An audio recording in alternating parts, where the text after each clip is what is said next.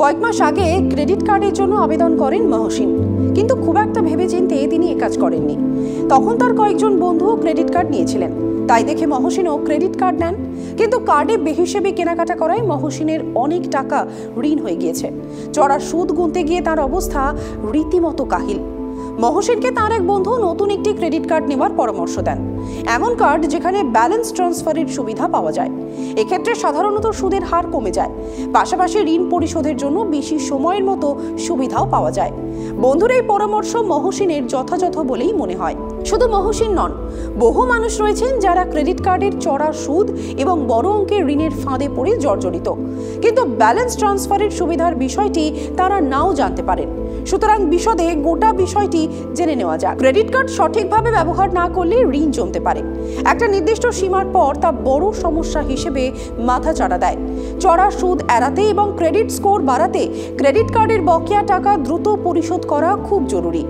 এমন পরিস্থিতিতে ক্রেডিট কার্ডের ব্যালেন্স ট্রান্সফার ফিচারটি কাজে আসে। ক্রেডিট কার্ডের সুদের হার খুব বেশি। চলতি ঋণের ব্যালেন্স ট্রান্সফারের সুবিধা নিলে এই মাত্রাতিরিক্ত সুদের নাগপাশ থেকে অনেকটা মুক্তি পাওয়া যায়। বর্তমান ক্রেডিট কার্ডের বকেয়া ঋণ একটি অন্য কার্ডে ট্রান্সফার করার প্রক্রিয়াকে বলে ব্যালেন্স ট্রান্সফার। তবে নতুন কার্ডে আরও ভালো সুযোগ সুবিধা থাকতে হবে। ব্যালেন্স ট্রান্সফারের মূল লক্ষ্যই হলো নতুন কার্ডে কম সুদ বা বকেয়া টাকা মেটানোর জন্য বেশি সময়ের সুবিধা নেওয়া। ব্যালেন্স ট্রান্সফারের মাধ্যমে সুদের বোঝা কমাতে পারেন এবং দ্রুত ঋণ পরিশোধ করে টাকা বাঁচাতেও পারেন।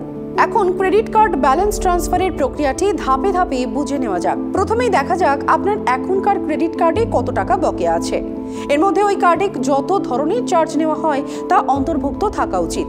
তারপরে ব্যালেন্স ট্রান্সফারের সুবিধা দেয় এমন ক্রেডিট কার্ড সম্পর্কে একটু পড়াশোনাও করতে হবে। খতিয়ে দেখতে হবে তার ফিচারগুলি, কোন কার্ডে কি ধরনের টার্ম অ্যান্ড কন্ডিশন, সুদের হার কত এবং বকেয়া পরিশোধের সময় কতটা পাওয়া যাবে তা তুল্যমূল্য বিচার করতে হবে। এরপরে আপনার চাহিদা অনুযায়ী কার্ড বেছে নিন। এটি বেছে নেওয়ার পরে প্রদানকারী কোম্পানির সঙ্গে যোগাযোগ করুন। আপনি ইমেলের মাধ্যমে ব্যালেন্স ট্রান্সফারের অনুরোধ করতে পারেন বা কাস্টমার কেয়ারে কল করতে পারেন। আপনার বর্তমান ঋণের পরিমাণ এবং যে পরিমাণ টাকা ট্রান্সফার করতে চান সেই সম্পর্কে সংশ্লিষ্ট সংস্থাকে বিশদে জানান। এর সঙ্গে অন্য সমস্ত প্রয়োজনীয় তথ্য দিতে একদম ভুলবেন না। এখন আমরা আপনাকে একটি নতুন কার্ডের জন্য আবেদন করার সময় কি কি বিষয় গুরুত্বপূর্ণ তা মনে রাখতে হবে সেই সম্পর্কে বলবো। প্রথমে সুদের হার দেখে নেওয়া যাক।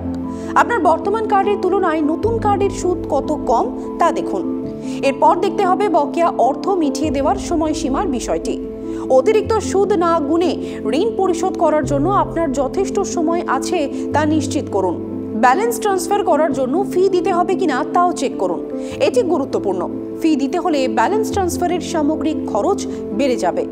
এছাড়াও আপনি কি অতিরিক্ত সুবিধা পাবেন তাও খুঁজে বের করুন।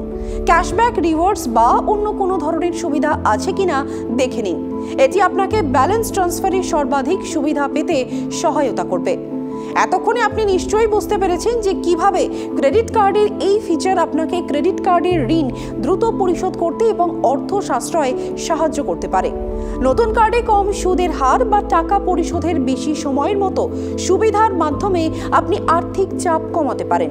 এর মাধ্যমে আপনার আর্থিক অবস্থার উন্নতিও হতে পারে।